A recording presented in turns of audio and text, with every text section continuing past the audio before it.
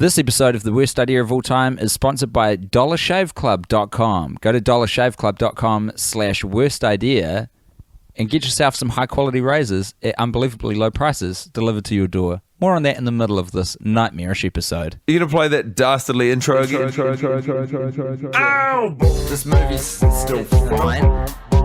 Cody, pasta. One of them dies, that guy's Squirrel. One of them's a hottie, his name is Jay. One of them looks like Johnny Depp, and his name is Johnny Depp. Classic Maximum Joseph. You forget that films are supposed to have a point. Nah, now it is. Why are you doing this? That's what. Why are you doing I'm just fucking with you. Hi everyone, welcome to episode 56 of The Worst Idea of All Time, season 3, a podcast. My name is Timbly and I woke up my friend Guy Montgomery this morning. This hellish loop you've trapped me inside. Bringing in my laptop. Guy had a pretty reasonable sort of a night last night. He's had a pretty reasonable sort of a couple of days, which are all coming to a head. He's off to New York later this evening. It's currently it's 11 a.m. We've just watched the movie. I can't express how against his own will Guy has watched the film. I came in here and he was absolutely defenseless, wrapped up in bed, just coming to start addressing the day. And he said, "What's this?" Because I came in with microphones and a laptop. And I just said nothing. And then I came and lay down and he said, "What's this?" And then I hit play and the movie started playing. And he started freaking out on me. Became increasingly emotional and despondent. Yeah. I feel so weak and frail. Yeah. Defenseless. Vulnerable.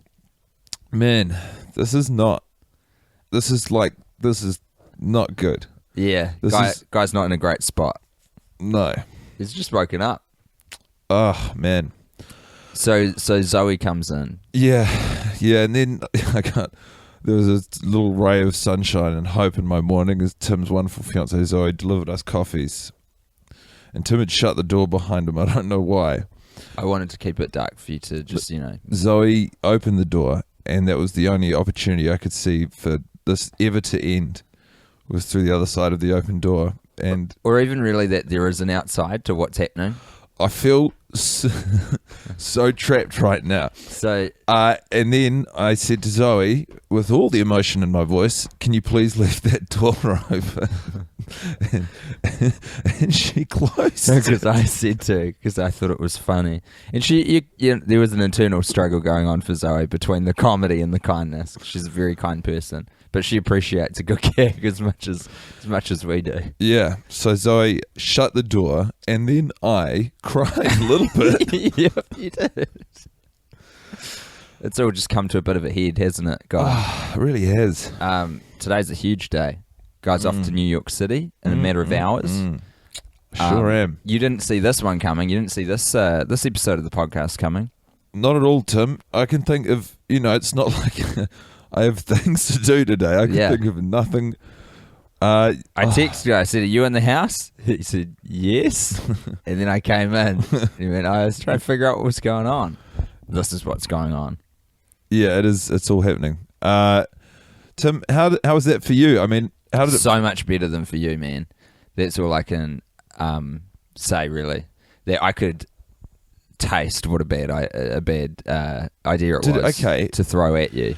Yeah, it was visceral. I'm interested here because we do and have spoken about this before, whereby we have access to each other at emotional low points, which otherwise otherwise we wouldn't, and which outside of the context of the podcast as a friend, you would probably look out for the other person and be like, "Hey, so how did it feel watching that movie with me?" Yeah. Knowing what I was going through, was it like, this is good, this is for a greater cause, or were you like, okay, I'm maybe being a little bit of a bad guy here? I actually can't remember what it was. There was one moment where I felt maybe I'd overstepped the line, but apart from, do you know what it was? When I was crying tears out of my eyes? No, that was funny. That was all good stuff. I enjoyed that. It was was another moment, but maybe it'll come to me later. When I was sort of putting on the 1,000-yard stare. That could have been it. There was there's something I said to you, I think, that really you weren't happy about. I can't remember what it was though. It wasn't the moment of respite was I showed you like an hour into the movie. Oh, that's right. I showed you. Oh, this is quite dark though. Yeah. Yeah, but you say it because it's important for us to share on the record. You want me to say what? What I said. I showed a 1-minute YouTube video to Tim that was very funny, and we laughed and laughed. And I said to Tim as soon as it finished, I said, "That is the first time I felt joy today." And Tim said, "I want you to remember that I let you have that." Like a captor. It's fucking dark, but it was, it's all in good fun. Yeah. Even now. Yeah, I'm it doesn't just I'm on edge. Bounce back out me. But hey, in answer to your question, it was all good. I haven't seen the movie in that state for a fortnight, because we watched the art house version. Yeah. Which just even as I was watching it this week as well, I couldn't stop thinking about how much work Kind Eric put into that. Didn't he do a good job? Immeasurably good. We love Mr. Eric. Can you throw some words at me that would describe how you found this watch, this 56th watch? Can you believe that, dude? 56 watches of this garbage film. Harrowing, exhausting, agitating, emotional. Probably good words so far. I wouldn't say any of those words are good. Like, they all have negative connotations. What those words mean is it's not good, is it? No, it's not good. It's not good. Well, it's good. It's funny for me. It's not funny for you. I feel for you a little bit, but not so much that I can't appreciate the humor in it. Yeah. Well, the thing is, Tim, you're going to need to generate virtually all of the content for this episode of the podcast. Let's jump into it. When it's like Michelle Obama said, when the guy goes low, I go high, So here it is. That is one of the classic Timbet tales, that you're about to wind up to some long, snaking, improvised anecdote. It's either say, here it is, or so there we were. But it's like your brain, it's like literally watching the buffer, that rainbow pinwheel come up on your face. Like, I'm watching you buffer when you say that. I don't know what's coming out. None of us do. We are your friends. After 56 watches, a review. 4 boys alike in kind in Fear the Valley, where we lay our scene. Full of dreams, full of hope, full of vigour, full of youth. They don't have dreams. They do have dreams. They're just not good. How do they know?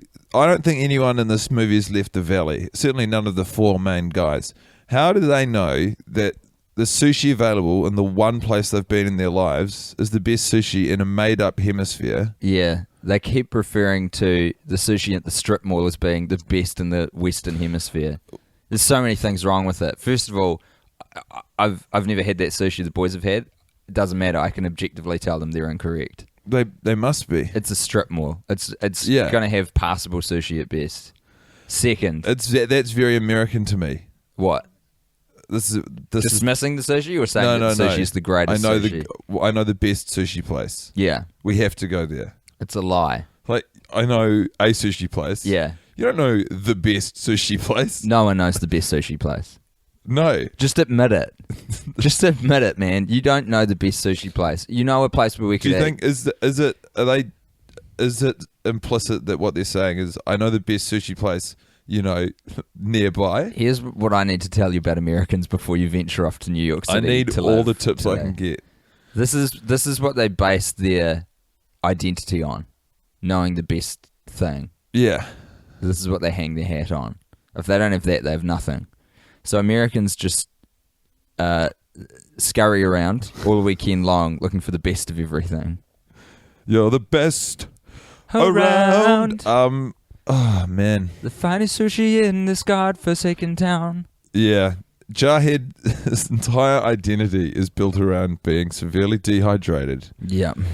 telling people not to call him bro if they don't know him, and telling other people where to get the best sushi. And it doesn't matter if the other people who he's telling where to get the best sushi are engaged in a 2-person conversation that he's not a part of. He's too dehydrated to know. He's hallucinating. He's sitting by a pool while a couple of two people, a guy and a girl, are flirting with each other at this party. It's going well. But this is by the looking pool.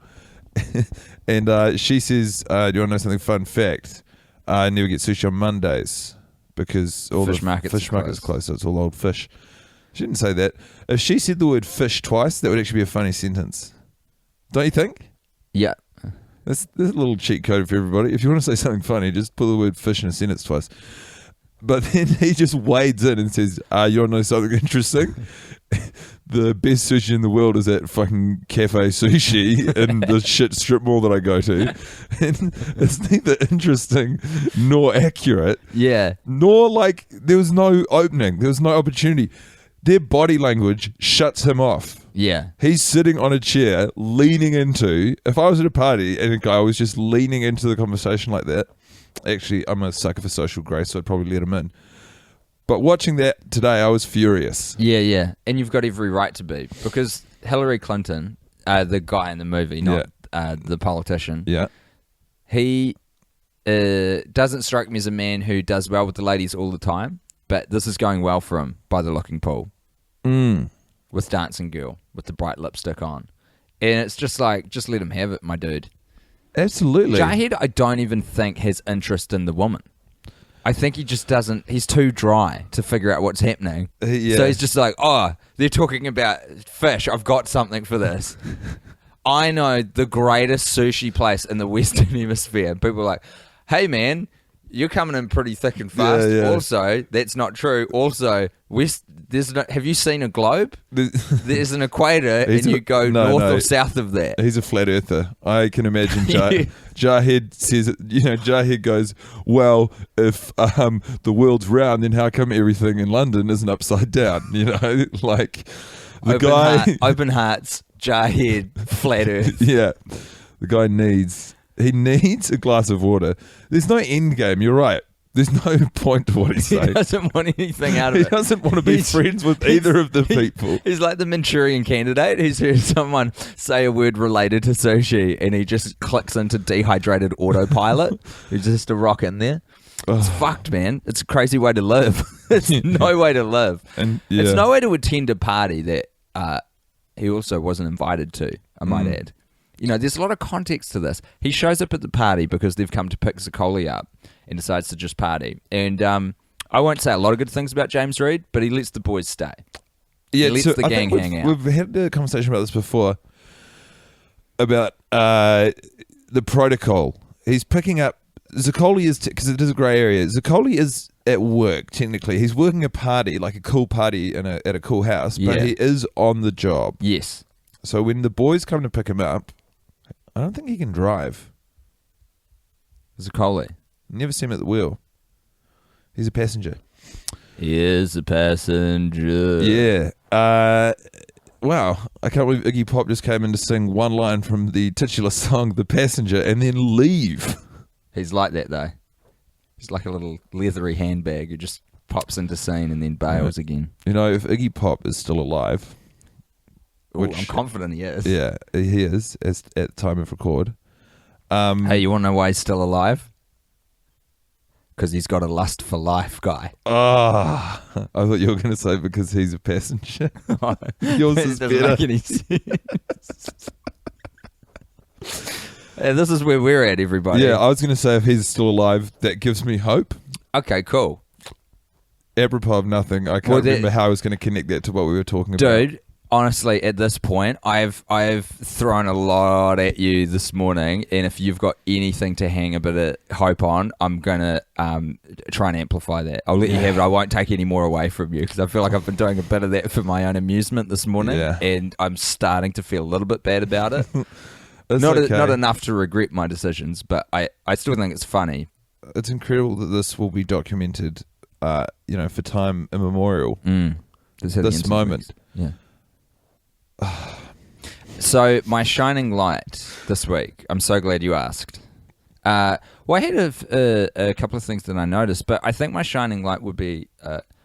first off, I thought Squirrel should be named Cody this watch. I'm not sure where that came from. Not sure what it relates to. Sweet Life of Zack and Cody? I didn't watch a lot of that. It was a Nickelodeon show, wasn't it? Maybe Disney. Oh, okay. Starring Ben, Ross's son from Friends. Really? And his twin brother. Yeah, Ben from Friends. That was Ben. Was played by twins. Yeah. And they grew up. So Ross was a bad guy and a bad father. And they grew up to become people who lived in a hotel.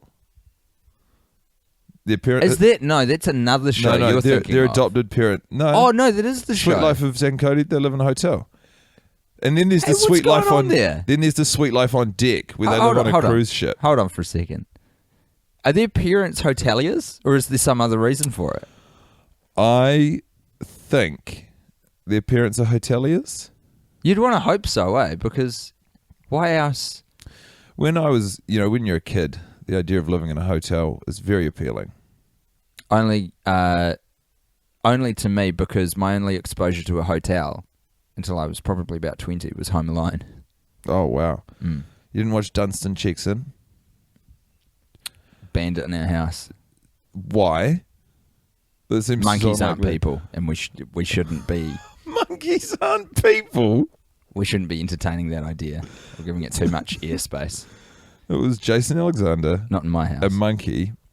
And I remember that a lady, they were trying to get a 6th star.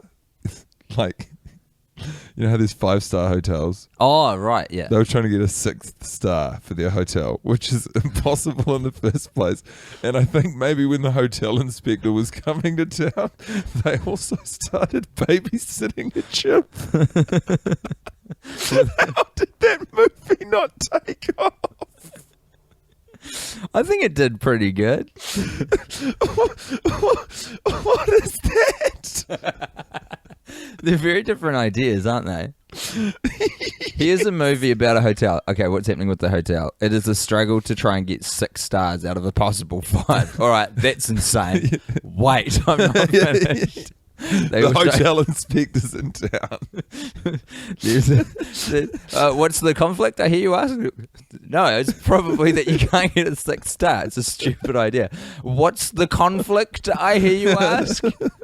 A chimp. I'm sorry, what did you say? A chimpanzee. Have you heard of them? A chimpanzee. Oh. They're like us, but different. Yeah, not in your house. Not in our house. Not when I was growing up. So... You were saying... I was saying... What were you saying? I don't know what preceded Zack and Cody. Yeah, you wanted Squirrel to be called Cody. That's right, yeah. Oh, I wanted one of them to be called Cody this week. I was looking at those 4 boys and I was like, one of you assholes is a Cody. I don't know who to pin it on, but probably Squirrel. That's interesting. So anyway, my shining light was his shirt that he's wearing at the party. That's all. Which party? It's the party where he dies, my friend. Ah. It's a universe, like a galaxy kind of a design. A lot of purples on there. You and Squirrel actually have quite similar fashion sense. Apart from the hats he wears. Yeah, I don't have the confidence for a hat. Say what you will about those Donald Trump supporters. They love a hat. I wish I had the confidence to wear hats all the time. Yeah, gee whiz. But there's a t-shirt he wears, which I think is very Tim. The one with the big eye on it. Yeah, I'd fuck with that. You would fuck with that, eh? So what, your shining light was that you think Squirrel should be called Cody? No, it was that he was wearing a shirt that I liked. Yeah. There was some other moments, but they're not coming to me immediately. That's fair. I liked at the start of the movie. Actually, I didn't. I mean, I didn't like anything. No, and so this feels... Really at the start as well. You know, thought out a little bit as time went on. But boy, howdy, were you unhappy when I first came in and kicked it off. What was your shining light? It was when Jarhead goes out to the car and he says to Squirrel, because Squirrel's behind the driver's seat, Jarhead goes, "Get out, I'm driving." And Squirrel goes, "What?" And then Jarhead just repeats himself. He goes, "Get out, I'm driving." Oh, you did bring that up. I like it. Why did you like it? Just because it was something new? No, recently, it's something new, but recently what I think is one of the funniest gags is when when someone says something, or when it's usually you have to do it yourself. So I'll say something and someone will go, what? And it's not a what as in, what did you say? It's a what as in, I can't believe that. Mm-hmm. But and treat it as an excuse. Yeah, as and then pardon. I repeat what I said, but louder. So I'll yell it. And I think that's Say something outlandish. hilarious. Let's play Tim, this through. the trip's off. I'm not going to New York City. What? The trip's off! I'm not going to New York City. Ow! This movie's still fine. We interrupt this episode of The Worst Idea of All Time to bring you a message from our sponsor. Guys, I've got the answer to finally make your life so much easier. Oh, I'm interested to hear this, Guy Montgomery. Since joining DollarShaveClub.com, I don't need to choose between price and quality to get an amazing shave anymore, which is a decision I previously had to make. DollarShaveClub.com is a no-brainer for an incredible shave delivered right to your door. Here's your chance to see why over 3 million members like me, Guy Montgomery, love Dollar Shave Club. Right now, you can get your first month of the club for as little as $5, and that is just a few bucks a month. After that, it's just a few bucks a month. You're doing it. Dollar Shave Club is so confident in the quality and value of all their products, there's no long-term commitment or any hidden fees. There's no reason not to join.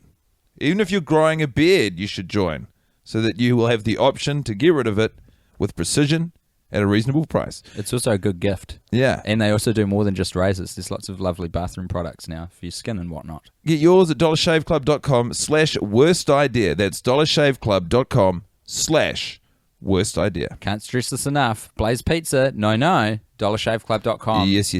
Ow! This movie's still fine. I've got an idea for a segment. It's a one-off, and we're just doing it in this episode. And it's called We Are Your Wedding Friends. And we have to come up with something old, something new, something borrowed, and something blue that we liked from the film. Okay. Hey, that's quite fun. So something old. Something old. What? So what? Just dig up an old shining light? Yep. You want to know my fave? My shining light of shining lights? Yeah. It's Zac Efron delivering that impeccably timed line. I'm American. Oh, I'm American. Yeah. There's James Reid from the Feelers smoking a doob with our boy outside the club, and he gets past the spliff from Zuccoli. Takes a puff. This is James Reid from the Feelers. The fuck? What is in that? Is there tobacco in that? And Yeah. Zuccoli. Yeah, it's a spliff. A spliff. What are you, French? And now here's the shining light. No, I'm American. It's so good. You It's love- better when he does it. Yeah. A Well, little there's bit. two. Not much There's better, two but a little. professional actors doing it then, and Yeah. like also usually moving images. Yeah. But I thought you did a pretty good job. Thank you. You sold that cough, big time. Thank you.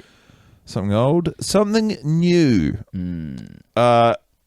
Really enjoyed James Reid from the Feelers' turn as a programmed robot when he goes to get.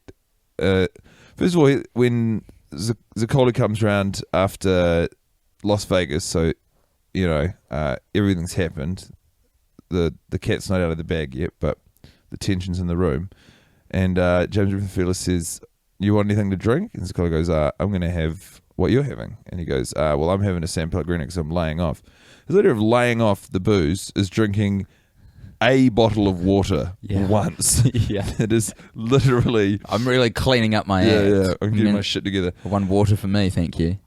And then after he's drunk the water, his insatiable thirst for non-alcoholic beverages is not yet satisfied. And he says, "I'm going to go and get an energy drink. Would anyone else like anything?"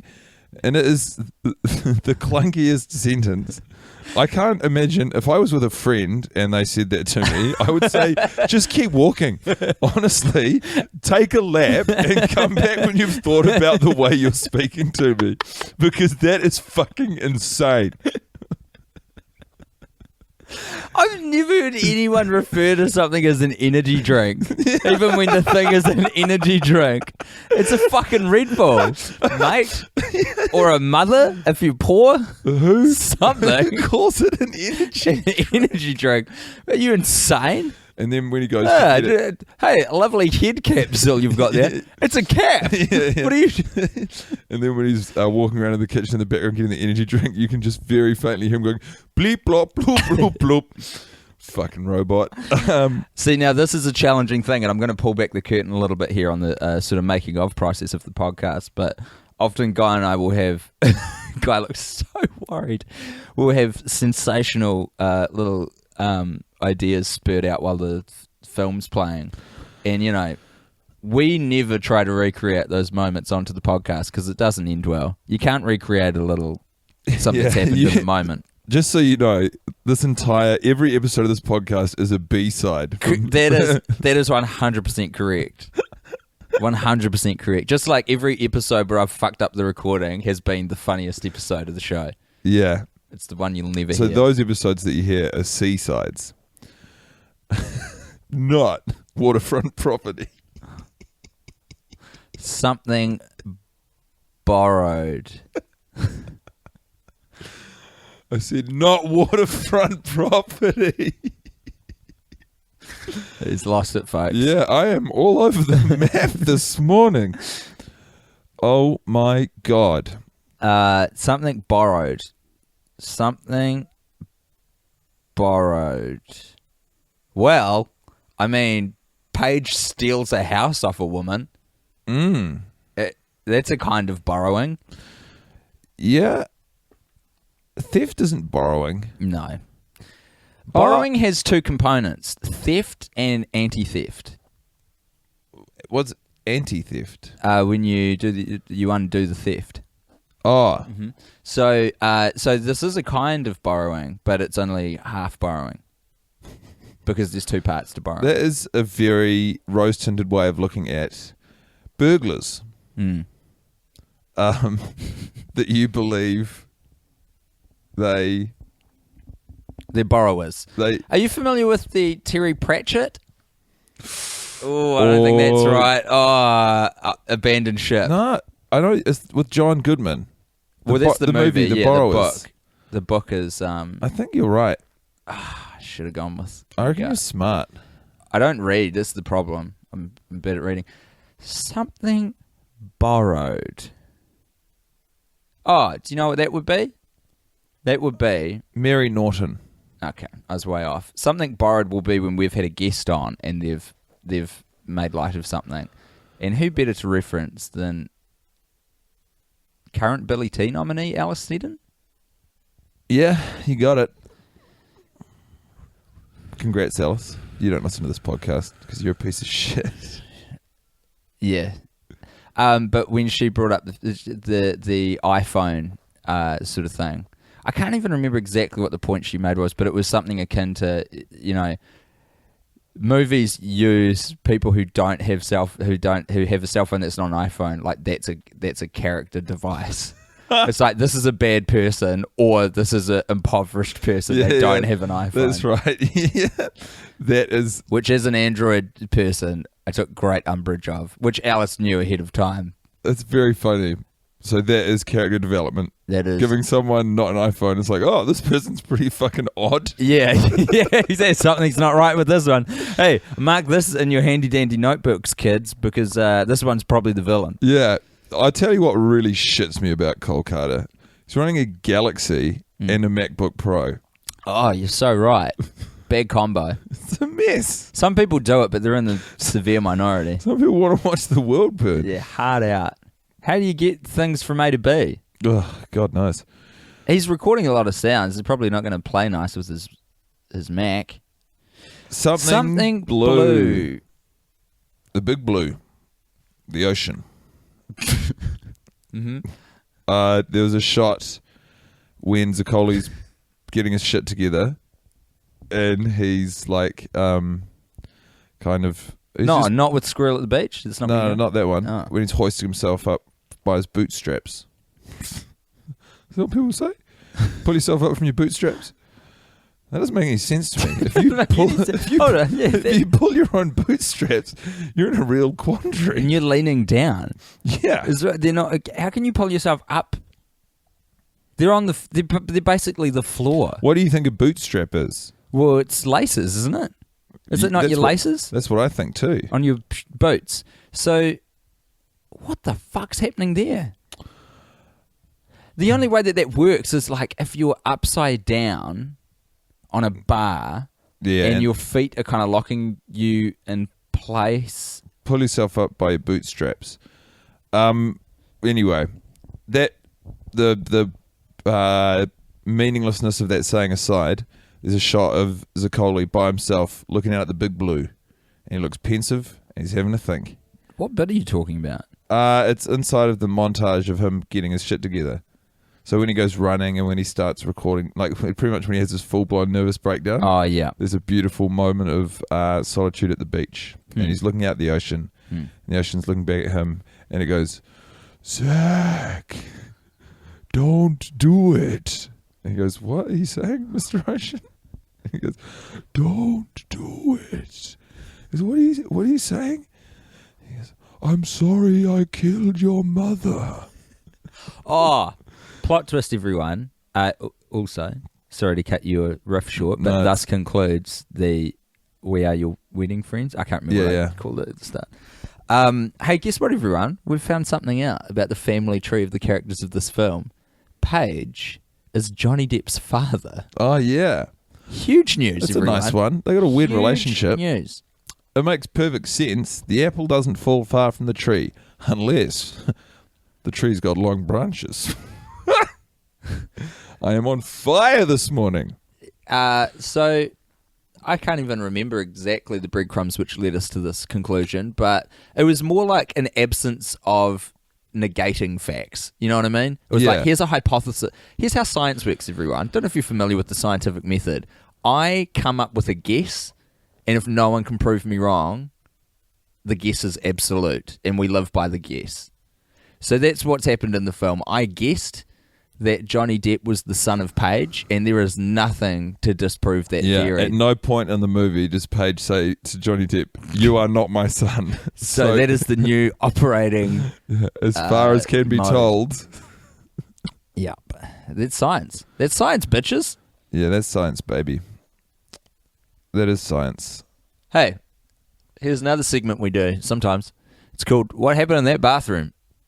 Oh, something terrible. Yep. Do you know what it is, bro?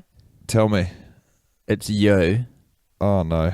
And someone, it's one of those crazy doors where you can lock someone in, like from the outside. I don't like that. And the only thing that you've got, the internet hasn't been set up yet because the Wi-Fi hasn't been, the internet hasn't been installed. Yeah. And all that you have is you for some reason have your laptop. You knew you were going to take a pretty hefty session in there. Yeah. So you took your laptop with you and a power cord, which is unbelievable, but go with me on this. Yeah. And the only piece of media on your laptop is We Are Your Friends. So you've just been in there trapped watching it on a loop. Oh, my God.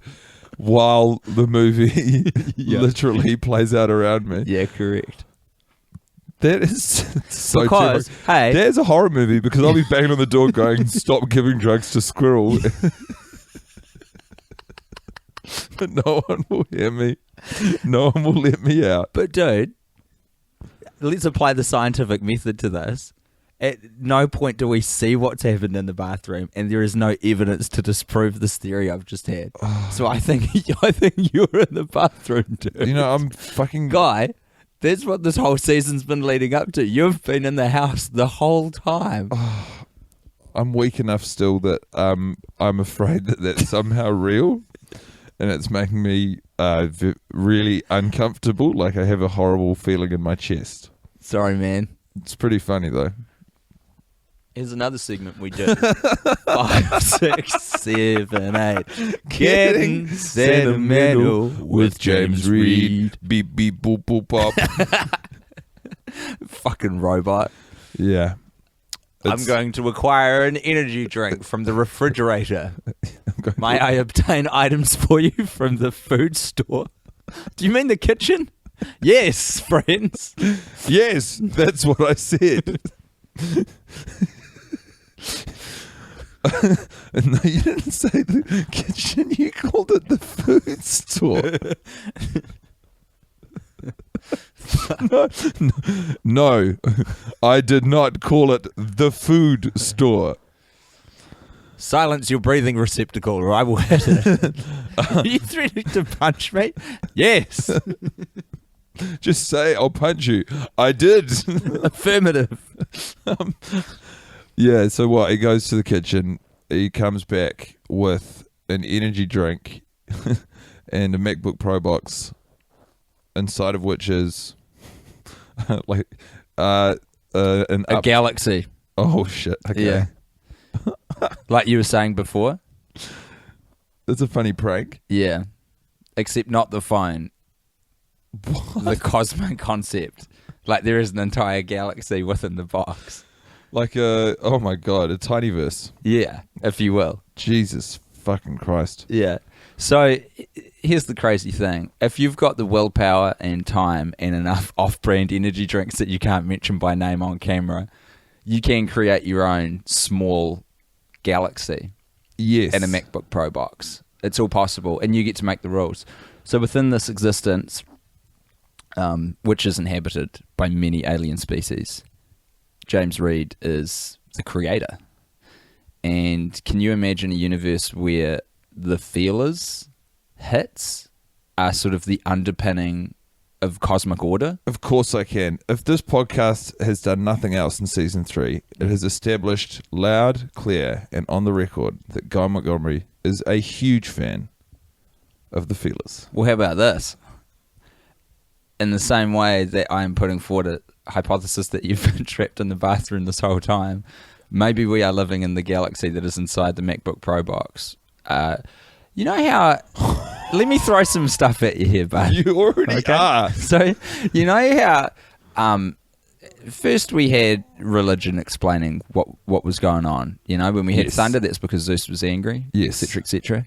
Then we got some science happening. Yes. And Isaac Newton published in the 17th century a bunch of rules to describe motion and how it works.